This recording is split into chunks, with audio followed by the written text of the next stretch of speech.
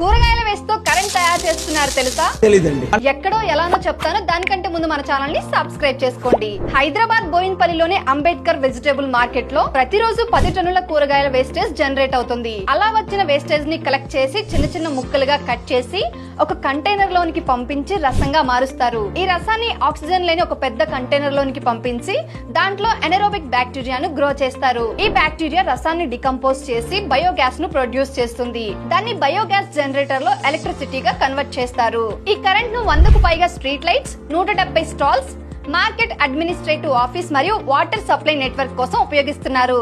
దీంతో ఒక నెలకు దాదాపు 3 లక్షల ఎలక్ట్రిసిటీ బిల్ అనేది తగ్గుతుంది. ప్రతిరోజు ప్రొడ్యూస్ అయ్యే ఈ వేస్ట్ ని ఇప్పుడు డంప్ యార్డ్ కి తీసుకువెళ్లే పని లేకపోవడంతో దాదాపు రోజుకు 20,000 రూపాయల ట్రాన్స్పోర్ట్ చార్జెస్ సేవ్ అవుతున్నాయి. ఇప్పుడు భారతదేశంలో ఇలాంటి చాలా రకాల ప్రాజెక్ట్స్ చేస్తున్నారు. సో వెజిటేబుల్ వేస్ట్ ను ఇలా బయోగ్యాస్ గా కన్వర్ట్ చేస్తున్న ప్రక్రియపై మీ అభిప్రాయాన్ని కామెంట్ రూపంలో తెలియజేయండి. ఇన్ఫర్మేషన్ వస్తే ఒక లైక్ చేయండి, షేర్ చేయండి, ఫాలో చేయడం మర్చిపోకండి. ఇలాంటి మరిన్ని అప్డేట్స్, మరింత ఇన్ఫర్మేషన్ మన పేజ్ లో వస్తూనే ఉంటుంది. వ్యవసాయానికి సంబంధించి మరింత సమాచారాన్ని తెలుసుకోవడానికి ఫ్రీడమ్ యాప్ ని డౌన్లోడ్ చేసుకోండి. లింక్ బయోలో ఉంటుంది.